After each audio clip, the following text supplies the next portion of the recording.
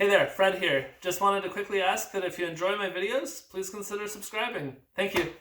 Hi. Starting a video is the hardest part. So I have a friend who is into all sorts of interesting things. He does paragliding, he does surfing, he's pretty much any outdoor activity. If it has a motor or is fast, he enjoys it. So my friend and I, we were having dinner, and I hadn't seen him in a long time, so we were catching up, which was really good. And I asked him offhand, I was like, hey, have you ever heard of a OneWheel? And he's like, Fred, I've got one in the car. Do you want to try it? And so we went to an empty parking lot, and we gave it a try, and it was awesome. It was a lot of fun. I come from a snowboarding background and wakeboarding. I've been snowboarding probably about 23 years. I started when I was, 10, 11 years old, and I'm in my later 30s now. And the OneWheel was fantastic. Now, I only got to ride it a little bit in the parking lot, maybe 10 minutes, but I was pretty hooked. So I took a look at it, and I was like, hey, this seems like something that'd be a lot of fun. I should go buy one. And then I looked, and they're like, wow, they're $1,800. So I was talking to him recently as this whole virus thing came about, and I was like, hey, is there any chance, if you're not going to use it, could I borrow your OneWheel, borrow it for a couple weeks and see if I like it, and then that'll help me decide if I want to buy one. So he did, and kind of before everything got locked down, we met up, and he gave it to me, gave me a quick walkthrough, and sent me on my way. So I figured I'd do a quick video about that and show you guys what a OneWheel is and what my impressions have been.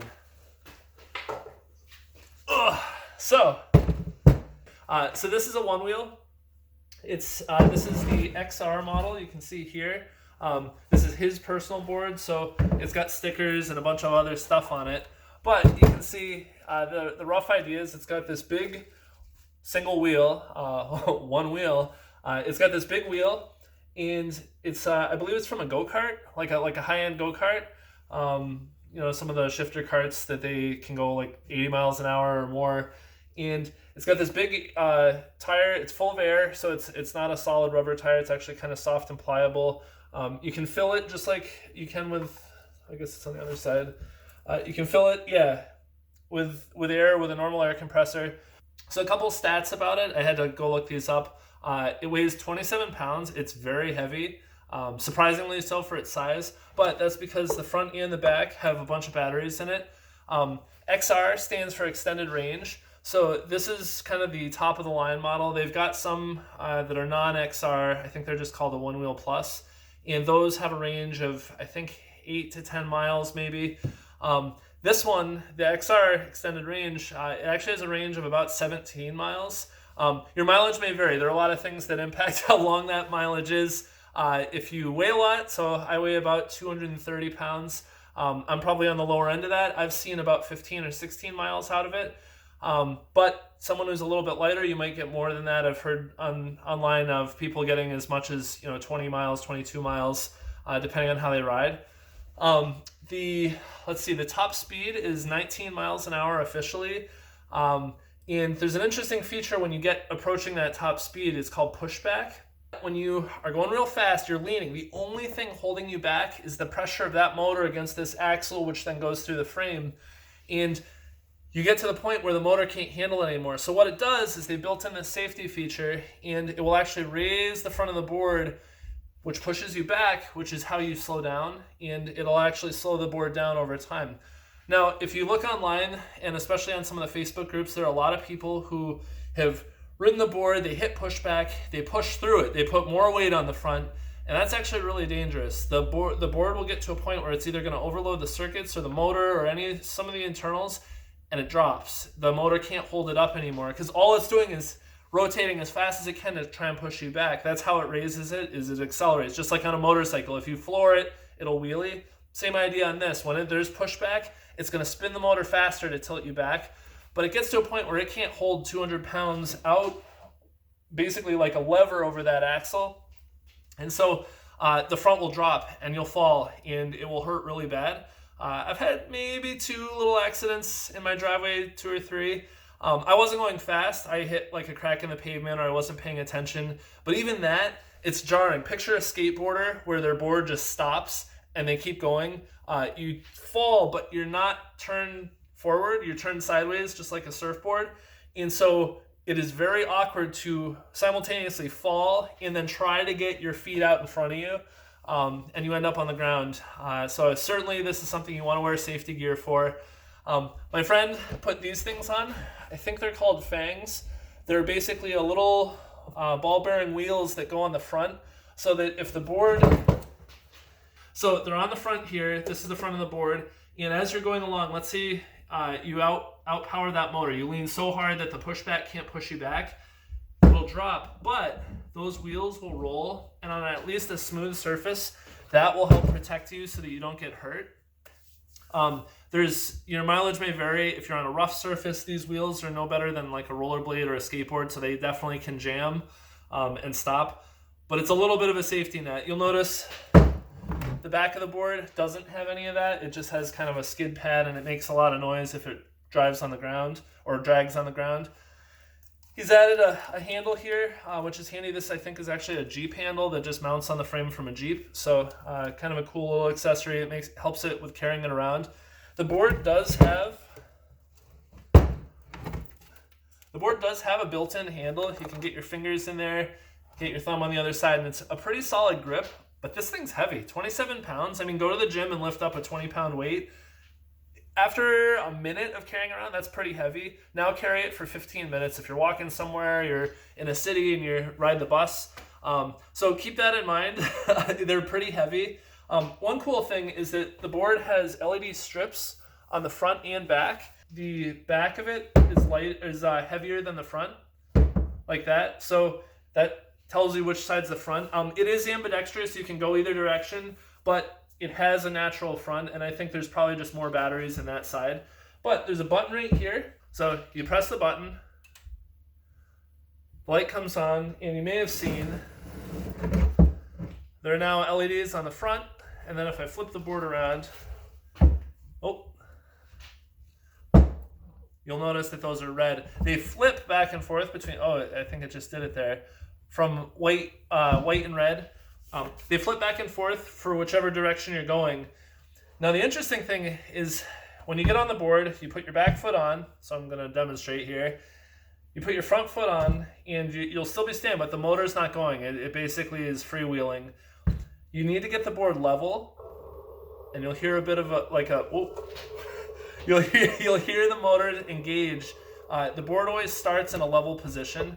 And now, pretending that my arms are my feet, if I'm going to press on my left arm here and put a little more pressure, the board goes in that direction. I push on my left foot, and you can see that the board, it wants to go. I'm not pushing side to side. I'm just pressing down on these pads.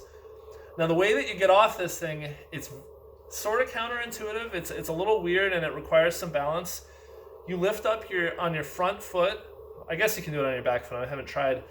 You lift up your heel or your toes. There are two pressure pads, and if either one loses pressure, when the board is stationary and level, the motor will turn off. So let's see. So I took my thumb off, which would be like my heel, and the board set down. Now if I put both on and level it, here the motor turned back on, and you can see the lights are changing back and forth as I go. Take the front off, same thing. So let's try the back.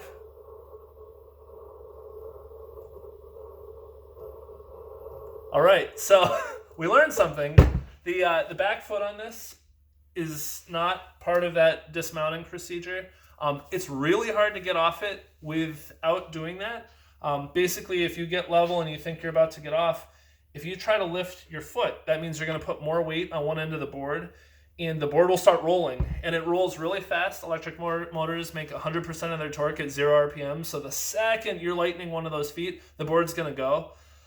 So it takes some getting used to. Not going to lie, I've been snowboarding for 23 years or so. I've been wakeboarding probably about 10 to 15, probably closer to 15, and even as someone who's pretty good at balance, and I've got a pretty good sense of balance of riding something sideways, it's a very different feel. It's not like a snowboard where it slides as it goes through the corner.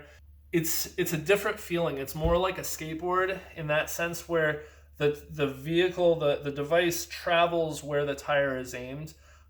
But with it being a big flat surface on the bottom and it's filled with air, you can actually pivot. And so that's how you start turning. You put more weight like on the toes of your feet, and it can pivot this way. You put more weight on the heels, and it's a very smooth transition. It's not like a flat bottom where it just, thumps back into place. It's actually very smooth back and forth. There is a little bit of a resistance from going side to side, which is nice because then when you want to go in a straight line, the board naturally settles there, but it's not like this box where if I was trying to like lean it one way, it very much wants to stay flat. So a couple things that stand out to me. There's definitely a bit of a learning curve. It's something I've been practicing in my driveway for a couple days. I was able to get up and balance on it within about 2 minutes and putt around the driveway pretty slowly. But it's something that the sense of speed is very deceptive. It feels a lot faster than it is, but then it's very easy to go quickly because all you do is you lean. And if I don't know, I've never ridden a Segway, but I've seen on those where if you lean, it gets going. It seems like it shouldn't have the range that it has, and it seems like for such a small, simple thing, you shouldn't have the silence, it shouldn't be as fast, it shouldn't be as responsive, and yet it is. It is a thrill to ride. Even at 10 miles an hour, this thing is a blast. Right now, there's a little bit of legal gray area on where you can ride these, where you can't. Some cities have banned any kind of electric mobility devices. Some states and cities are starting to allow things like this. There's electric scooters, there's electric skateboards like the boosted board. This falls sort of in the same category. There are assistive devices, which are things that help somebody who's less mobile, which fall into a similar category. And there's starting to be some legal precedent that is encouraging these things as a safe thing to use on a bike trail or a rail trail, which I think is great. You can slow down very easily. There's a lot of control. And unless you're really going nuts around other people, you're not really bothering anyone. And unlike a gas motor, this thing is pretty much silent, other than the sound of grit and gravel coming up and hitting this fender. By the way, this fender is an add-on. It comes without it, so you have an open tire on the top. I have seen videos of people riding without that, and that ends up covering your legs with mud and water and anything else that this thing runs over. But there's starting to be some legal precedent where places are starting to open up to the idea of small electric mobility devices. And I'm really hopeful that these have a place where they can be used. You can take advantage of some of the cool things that places have, like a rail trail. And really, if you ride respectfully, you slow down when you're around other people or people walking their dog, and save the speed for when you're by yourself, I don't think anyone will have any issues. And it's a lot of fun. It is a good workout. You're crouched the whole time a little bit. You're bending your knees to absorb some of the ground. So you get done and your legs are over after the first couple times, your legs will get used to it, but they're definitely going to be a little bit sore. So over on this side, there's this little 3D printed plug. You can see this is 3D printed. This is aftermarket. I don't know if my friend made this or if he just bought it online. I think on Etsy and some other websites, you can buy these, but this covers the charging port, which if I hold this up, you can see it's a 3-port or a 3-prong electric charging port. And I just so happen to have the charger here. So if this charger plugs in, it's a kind of a big brick, sort of like a laptop, but you basically take this plug, it's got a little catch on it that kind of locks in, press it in, light turns red. It takes about 2 hours, a little less than that, 100 minutes to do a full charge. So in about an hour 40, I've never ridden it right to empty. I've ridden it down to about 1/3, 20% left, and then charge it. Pop this out when it's fully charged or even partially charged. One of the interesting things is that your feet tend to get sore first. You're putting all of the pressure through your feet for controlling it, leaning and tilting and stopping and accelerating. And that pressure on your feet, you're not really used to it. You don't realize when you're walking that you're doing a very repetitive motion. Your muscles have gotten used to that. The nerves in your feet have. So on this, you're constantly back and forth. And it's even different than like a snowboard where the board is moving with your feet. With this, if you try to really bank, you're going to be up on your toes. You may disable a sensor and then it may stop. You have to approach it a little differently. So I've found that my feet, the arches and stuff, get a little sore. But after a couple days of doing it, your body gets more used to it and it's not as big of a problem. One other kind of cool thing that I think, anything with an electric motor is starting to use these days is it has regenerative braking. So when you go down a hill, for example, or you're going fast on flat ground and you want to slow down, you pivot that weight to the back, you lean back a little bit, and it's going to tilt the board back a little bit. So you're riding along, you tilt it back, it's going to engage the brake, but it's not a drum brake, it's not a disc brake. The motor basically slows you down, and it actually uses the motor in that case to regenerate and charge a little bit back to the battery. So it's not like, oh wow, I started to slow down and I added a mile to my range. But if you lived in a really hilly place, like you had a really big hill like San Francisco to go down, you actually would be able to go down that hill and probably add a couple minutes of riding on just by using the brakes to keep your speed in check. A couple other interesting design things from an engineering perspective. The motor has this big axle that goes through, and this is a milled CNC routed aluminum frame. The motor, with that axle going through it, the axle and this frame actually acts as a heat sink. So this motor is captive inside the wheel. If you took the tire off, there's a big motor kind of wrapped around that axle, and that's what powers it. But the axle actually conducts the heat that the motor generates, and then the frame dissipates that. It's actually a pretty cool way of packaging it, and for using something that you already had to have with the frame to actually perform another function in addition to just supporting the weight and the structure of the board. So I thought that was pretty cool.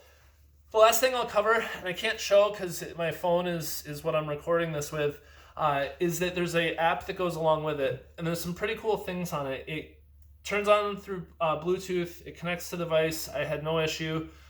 It's my friend's board, I didn't have any kind of practice, I just turned the app on, turned on Bluetooth, within 10 seconds it found the board.